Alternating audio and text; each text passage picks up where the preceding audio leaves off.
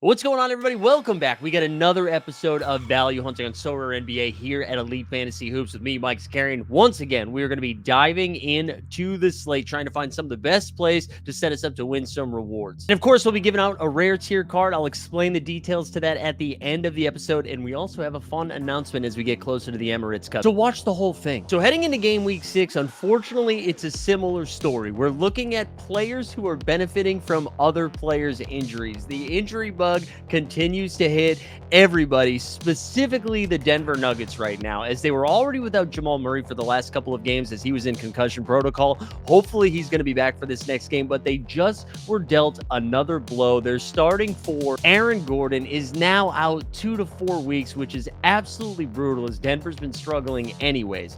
But from the Sorare NBA side of things, it does open up some potential value. Honestly, guys that we've already been talking about for the last couple of weeks, but now are in an even better spot, most notably Peyton Watson. Peyton Watson only has a cap of 9, and I know we think of Watson as more of the defensive guy that if he's going to get there, is going to have to get there on blocks and steals. However, in the most recent performance against the Raptors, Peyton Watson went for 16 points. We now know he's probably going to start or at least play 30-plus minutes a game, and with a cap of 9, he's going to project for around 25 to 27, but honestly, he's got a ceiling of about 35. And if you thought we were going to do a video without talking about Julian Strawther, then you need to take a drug test. Recently, Strawther's been stringing together a couple of good offensive performances. His cap is only 10. He's going to project for 20. Again, he's going to have a ceiling of around 25 to 27. Of course, he gets dinged a little bit if Jamal Murray comes back, but the bench has thinned out even more. There's less guys to take the minutes away, so Strawther's kind of locked into his role, and he's blowout proof. If the game gets away from him a little bit, Strawther's going to be the one chucking. I think we can also keep an eye on guys like Hunter Tyson of the Denver Nuggets and Zeke Nnaji. I'm not saying we play him for game week 6.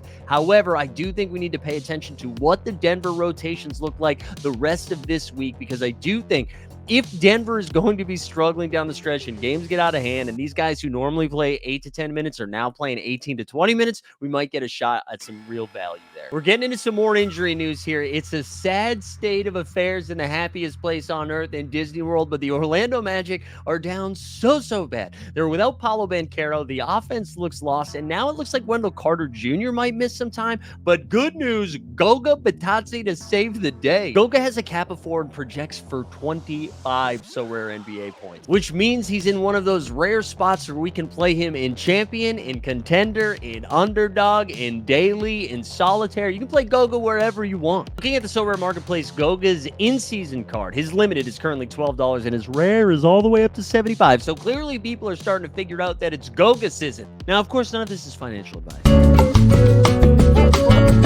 None of this is financial advice. Do what you love what you do. Something like that, right? But if it were, and you were not super comfortable with the roster you were throwing out there with Goga, it might be time to put it on the mark. But Goga's an absolute smash play. Cap of 4, it allows you to fit so many different pieces into your team, and it's going to set you up for some sweet success. This next play I get wrong almost 100% of the time, so keep that in mind. But Myles Turner of the Indiana Pacers has clearly been the best fantasy basketball play on this team right now, and I'm talking to you, Tyrese Halliburton and Spicy P. Siakam. But Turner the last couple games has been on a heater, and his cap is only 26, and we already know the Indiana Pacers are allergic to defense. They're going to be fast-paced environment, good for fantasy. And with that cap of 26, he's projecting for over 41 Sorare NBA points. Now, before we get to our last couple of plays, there are a couple other injury situations we just have to note and pay attention to. I think it's more day-to-day, but could impact what some of this value looks like. Zion has missed the last 2 games. He's questionable tonight. It's a hamstring. They're going to be super cautious with it. So if Zion continues to miss time, guys like Brandon Boston Jr. are getting bolted into the starting lineup and performing okay, even though the Pelicans continue to lose.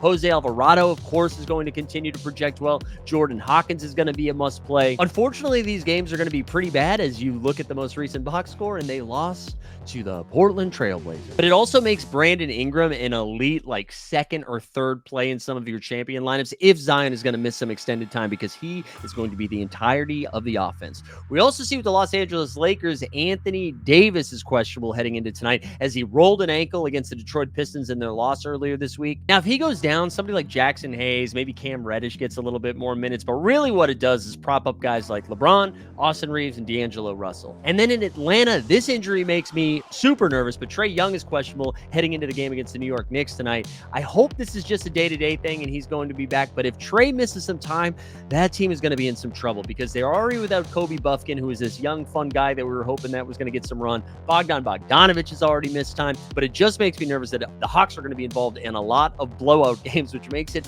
hard to project. But of course, Dyson Daniels, who we have talked about every single game week, is going to continue to grade out to be an excellent play. Jalen Johnson's been doing some really good stuff. And one other thing that we've seen Atlanta do lately is on back-to-backs or when they have a heavy game week of games, Onyeka Okongwu has been sitting out one of the 2 games. Now, normally that would give a boost to Clint Capella, but good Lord, that Swiss man Capella has not been playing good basketball. And then the Boston Celtics. Jaylen Brown's missed the last couple of games. It's unclear when he's going to get back, most likely a week or 2. But one thing to pay attention to with the Boston Celtics is how they're rotating their big men out, because the projections will always say, Luke Cornett looks like a smash play. And he is. He's still doing really well. But the Celtics have actually been playing Neemias Queta, the pride of Portugal, a little bit more. And I kind of like his sneaky upside. Queta has a cap of 12 right now, and in projections, it's going to say 0. Now, again, I don't think that is for this game week specifically, but we should keep an eye. They played the Golden State Warriors tonight. Let's see how rotations look like, and then the next time the Celtics have a back-to-back, maybe we can attack this situation. All right, one more thing I want to throw out there, and then I'll get to the last play of the game week. Guess who is the highest projected player on Sorare NBA this week, according to our friends over at Top Tier Projections? I'm sure you're going, oh, of course it's Luka, Victor Wembanyama.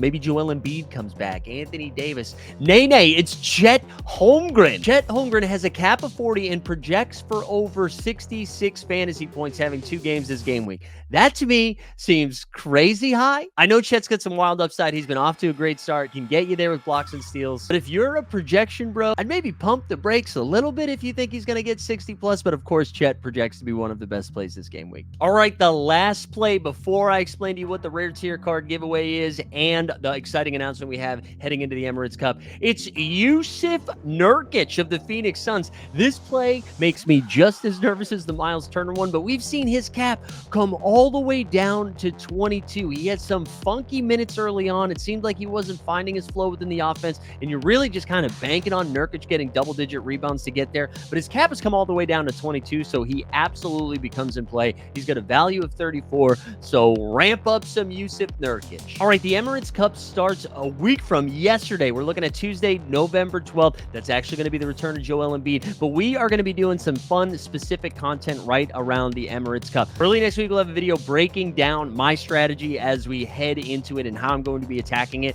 but we'll also do some abbreviated live before lock type things because a reminder, the Emirates Cup is a daily contest. You can actually check one of the videos we dropped about a week ago explaining how the whole contest is going to work, how the prize pool is going to be. So we'll have a ton of content on how to attack those slates and see if we can just win some cash. And a reminder, they're also giving out some grand prizes that will send you to Las Vegas for the Emirates Cup final. And guess what? Although now as I'm saying it, maybe you think this is a deterrent and not an exciting thing, but I am going to be there. We'll be there for the semifinals on Saturday, and then we'll also be there for the finals. Excited to hopefully sweat out some rewards. That's going to do it here over on the Elite Fantasy Hoops channel. If you would like to qualify for a rare tier card giveaway, all you have to do is tell me the player that has disappointed you the most so far in your Sorare NBA season. And as always, appreciate you guys watching. Do me a favor, just hit the like button, maybe the notification bell, and subscribe to the channel if you haven't done it, and then we'll see you for live before lock.